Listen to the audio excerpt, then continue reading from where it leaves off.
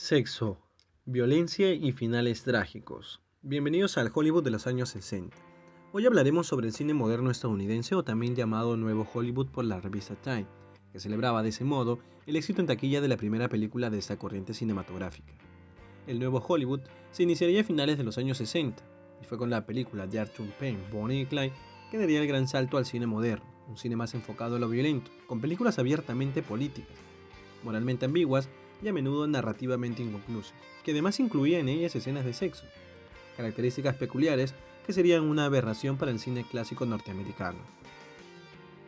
Pero para entender esta corriente cinematográfica tenemos que remontarnos en la historia, comprender el espacio social y económico en el cual se desarrolló.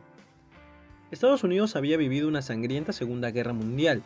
Los grandes estudios cinematográficos, los Major, que estaban basados en los Star System, realizaba películas con el fin de entretener a la gente, a las personas que habían sufrido por la guerra, que habían perdido a sus familiares. El cine era visto entonces como un espacio para olvidar los malos momentos. Por ello es que las películas del cine clásico tenían un final feliz. Sin embargo, a finales de los años 50, el Star System, que se basaba en el contrato único de los grandes actores a grandes firmas que trabajaban exclusivamente para una compañía, estaba en descenso. Las grandes personalidades, los grandes actores como Henry Bogart, Gary Cooper, Clark Gable, estaban muertos o estaban en retiros como el caso de Cary Grant. A esa pérdida de personalidades se sumó la introducción de la televisión a la sociedad. El cine estaba perdiendo terreno. Las personas preferían quedarse en casa prendidos al televisor. Asimismo, los grandes productores de las firmas más importantes como Jack Warner, dueño de la Warner Bros. De muy avanzada edad, había perdido todo contacto con la realidad social de ese entonces. Por otro lado, para tratar de luchar contra el televisor, el cine buscó ofrecer algo más, algo que no ofreciera ese aparato que le estaba quitando clientes. Así, la 20th Century Fox, una de las firmas más grandes de Hollywood, queriendo emular el gran éxito que había obtenido la Metro-Goldwyn-Mayer con Ben-Hur en 1959, filmó Cleopatra, una película ambiciosa que costó cerca de $44 millones, un poco más de 320 millones en la actualidad. Por ello, es considerada la segunda película más cara de toda la historia, detrás de Piratas en el Caribe. Lamentablemente no obtuvo los objetivos que esperaba, la taquilla no fue óptima y casi deja en la quiebra a su muy atrevida productora. Hollywood estaba pisando hondo, no había ideas innovadoras que realce su mística. En medio de esta oscuridad surgiría la luz al final del túnel. En 1967, Bonnie and Clyde de Arthur Penn haría regresar a las personas en masas a las salas de cine. Comenzaba así el nuevo Hollywood, una corriente que desafiaba las convenciones de género estadounidense. Sam Peckinpah removía los cánones del western en Pat Garrett and Billy the Kid de 1973 y Mikey and Nicky de Ellen May de 1976 destrozaba el vínculo sagrado de la amistad masculina. Una característica de estas películas eran que rechazaban la imposición hollywoodense del final feliz. Pat Garrett dispara su propio reflejo y mata a Billy el niño, escondido tras el espejo. A Nicky lo cosen a balazos ante la puerta cerrada de la casa de su amigo Mike, escondido dentro. Bienvenidos al Hollywood de una nueva generación, dicen colectivamente estas películas donde los sueños acuden a morir. Sin embargo, esta nueva corriente cinematográfica no sería posible sin la influencia del neorrealismo italiano y la Nouvelle Vague francesa.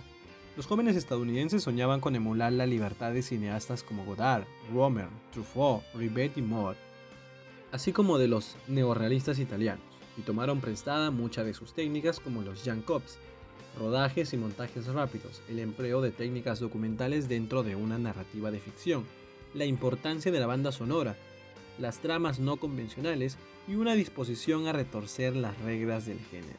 Los directores estadounidenses lograron hacer películas europeas con el dinero de Hollywood, pero sin las limitaciones del estudio. Estas libertades tuvieron sus inicios en la ambición de directores como Peter Fonda y Dennis Hopper, quienes se unieron al productor Barry Snyder, hijo del director de Columbia Pictures, que fue influenciado por Bud Robinson, quien soñaba con implantar en Hollywood una nueva movida como la Nouvelle Vague. De esta unión surgiría River Productions, una firma que apoyaba a nuevos directores y les daba toda la libertad. De esta productora surgiría Easy Rider de 1969, una película inspirada por Peter Fonda y dirigida por Dennis Cooper. Easy Rider transmitía la rebeldía, la libertad y la bohemia de la nueva generación, mostraba hippies y toda la contracultura estadounidense.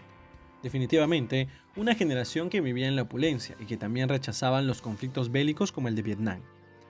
Esta libertad se extendió hasta Francis Ford Coppola, quien decidió formar su propia productora, American Soundtrack, para dirigir sin restricciones. Lamentablemente el éxito no lo acompañó y tuvo que aceptar una propuesta de Paramount para adaptar un bestseller sobre mafiosos. Coppola tuvo que luchar contra los ejecutivos para imponer sus condiciones, y de ella salió la obra maestra El Padrino, la mejor producción de esa corriente.